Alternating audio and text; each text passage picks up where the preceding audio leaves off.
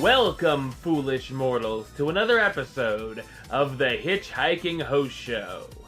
I am your host, your ghost host, Wes Troop, and today I am back with another Trending Topics episode where we're going to talk all about what went down at the parks this week. But we've also been talking about some of the attractions that have opened over at Shanghai Disneyland with its brand new park. And one of the rides we haven't talked about yet was something I was really looking forward to seeing what it looked like. And so we're going to talk about it this week. We're going to talk a little bit about Roaring Rapids. That's right. And then we're going to go into the news. So let's get started, shall we?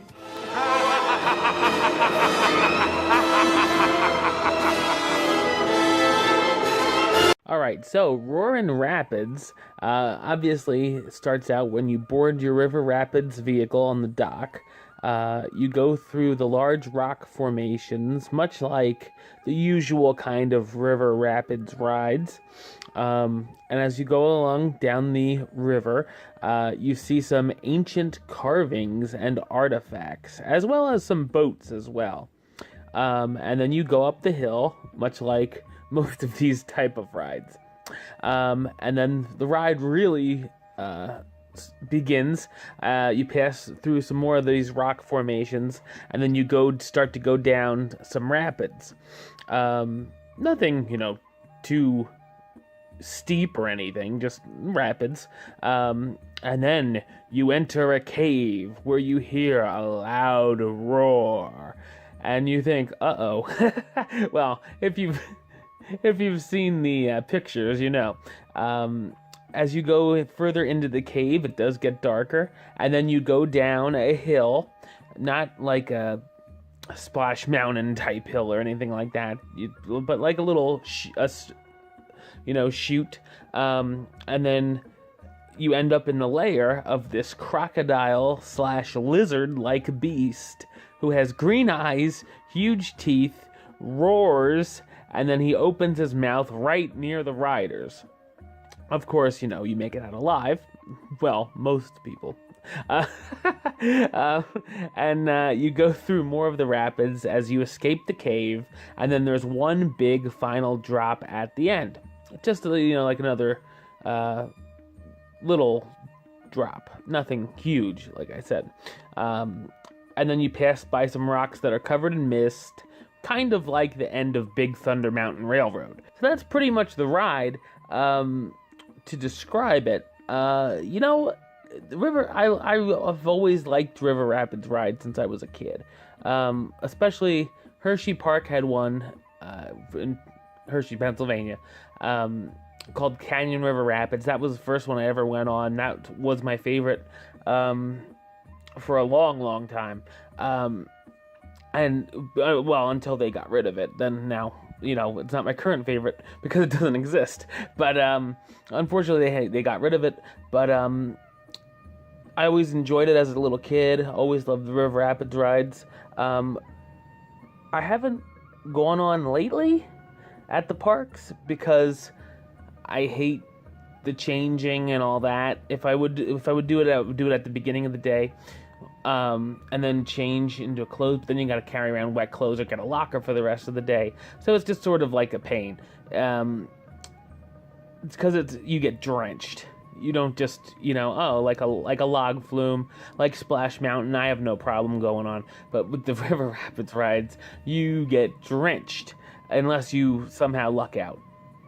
But, I thought, as far as these River Rapids rides go, this is one of the better ones out there. I've been on Kali River Rapids 16 years ago, I think was the last time I went on that one. And Grizzly River Run back in 2005 was the last time I went on that one. I just haven't gone the last how many trips on these. And this does look to be a bit better than those.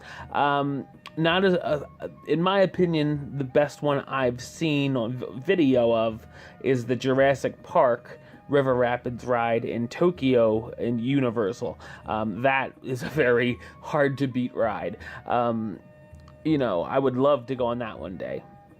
But this is still really good. I thought there's beautiful scenery for the Roaring Rapids. There's like a mountain, just like the vines on the bridges. Looks really cool. Really good scenery, good theming.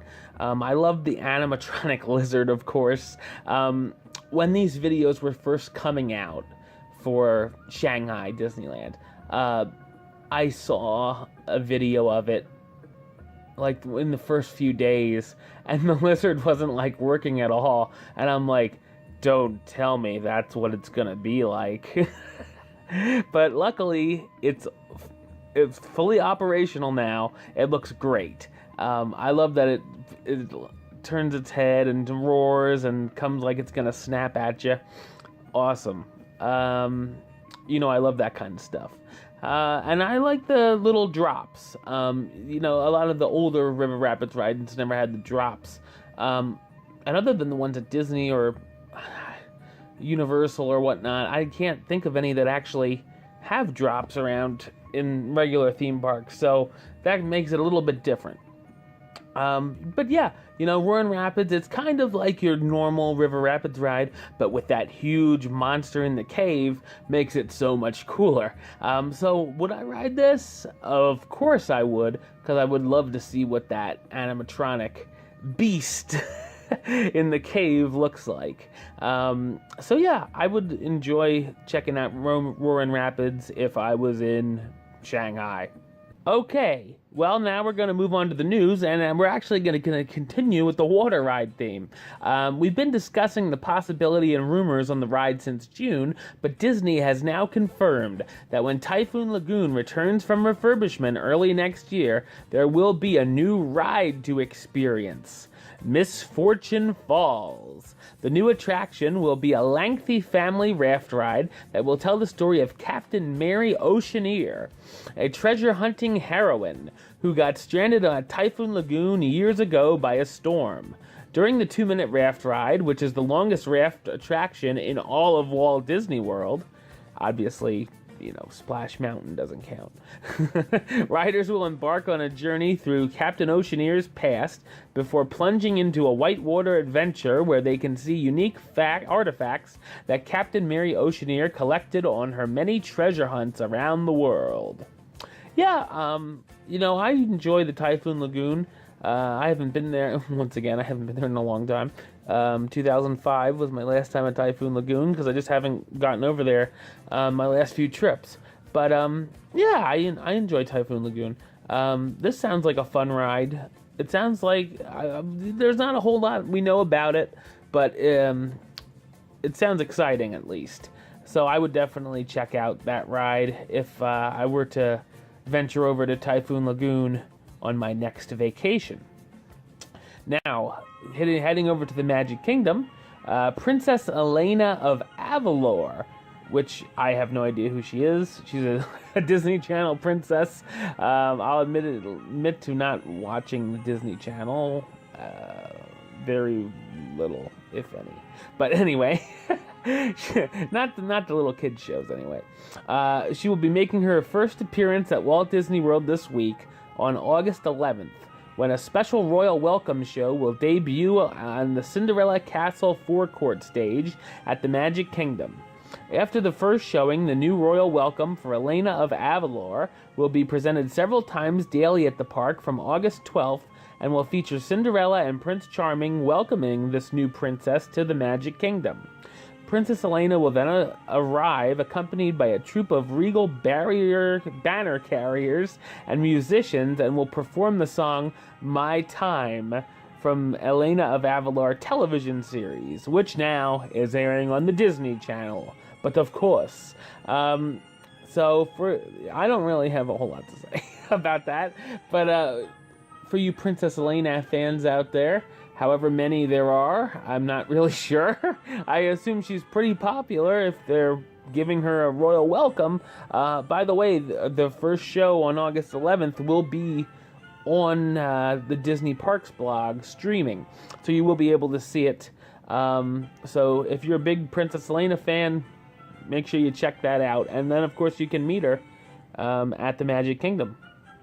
Speaking of the Magic Kingdom and meet and greets, They're now playing host to a special limited time one-on-one meet and greet with Belle at Liberty Square Heritage House. The character experience will be available daily exclusively to guests who have purchased the Memory Maker or Memory Maker one-day packages, as well as annual pass holders with complimentary Disney Photo Pass entitlements. That includes the Platinum Plus, Gold, and Premium annual pass levels. So in other words, regular park guests, you're screwed. When guests arrive at this new experience, they will need to verify their pass and or Memory Maker status by scanning their magic band before entering. Wow, this is like top secret stuff here. To meet Belle. It sounds like you're meeting the Queen of England. During the meet and greet experience, Belle will be appearing in her famous yellow dress and will be available for these special guest meet and greets to take pictures during select times from 11 a.m. to 5:20 p.m. The new character experience will be available through the end of the month.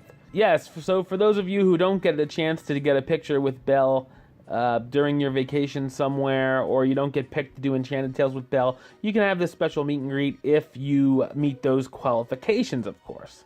Now we're going to hop on over to Disney Springs, and to help celebrate the opening of the new Disney Springs location of Bibbidi Bobbidi Boutique, a new discount will be offered for select groups visiting the venue behind Once Upon a Toy. Lasting through September 5th, 2016, annual pass holders, Disney Vacation Club members, Disney Visa Card members, and Walt Disney World Resort hotel guests, okay, well, I would qualify for one, not that I'm going to get a makeover, will receive a 10% discount for the Bibbidi Bobbidi Boutique packages. So if you were interested in that, make sure you check that out. And appointments can be made by calling 407-939-7895 for guests age 3 to 12.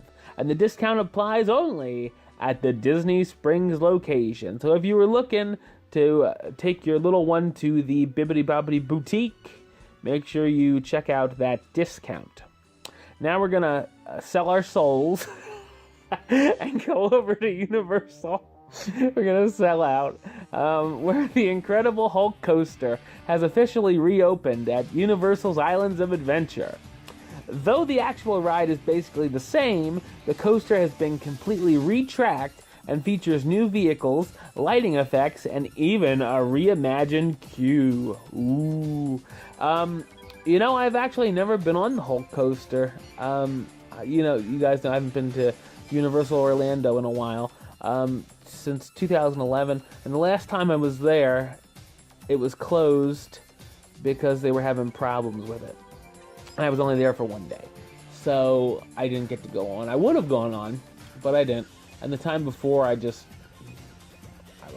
I wasn't that into coasters when I was more, I was more of a kid back the last time I went, before 2011, but, yeah, I'll ride the Incredible Hulk coaster one day. I know a lot of people enjoy it, so it's open. So if you're a fan of the Incredible Hulk coaster, go on and check it out. Speaking of Universal, I'm excited about this one. Yet another haunted house has been confirmed for this fall's Halloween Horror Nights. This one being based on 2015's film Krampus, which I loved. This house will recreate the home from the movie and feature several spooky elements, including dark elves, I love it, gingerbread men wielding nail guns, an engorged Jack-in-the-Box, and the toothy teddy bear from the film. Oh god, this is right up my alley. I enjoyed the movie Krampus. I would absolutely love to see what the haunted house will look like. I will definitely be reviewing that when it pops up, the video pops up. I'll definitely take, I don't review every haunted house from Halloween Horror Nights because we'd be going into February. And everyone would be like, it's way over now. But the Krampus one I'm going to be interested in watching, and I'm sure I'll do a little review on it. Alright, well that's the show. I'll be back with another Trending Topics episode next week, as well as another Hitchhiking Host Show 101, talking about the history of a certain attraction. But until then, don't forget to subscribe right here on YouTube. youtube.com/HitchHostShow. You can like the show on Facebook, facebook.com/HitchHostShow. Follow on the Twitter @HitchHostShow. And if you want to listen to the show, or you are listening to the show, you can do so on Podbean. It's hitchhostshow.podbean.com. And you can search for the show on iTunes or Stitcher under West Troop or the Hitchhiking Host Show. Until next time, don't forget to... Hurry back, for the next episode. See ya.